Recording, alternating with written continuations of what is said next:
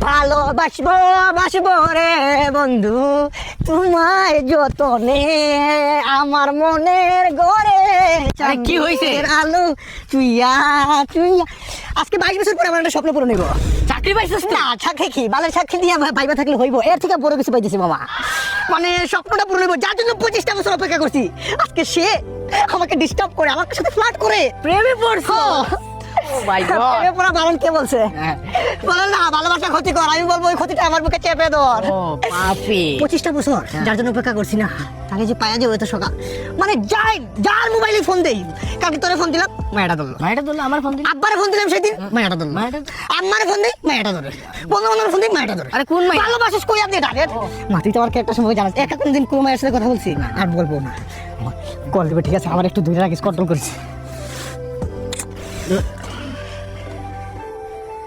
আপনার সংযোগের মেয়াদ শেষ, অনুগ্রহ করে রিচার্জ করুন।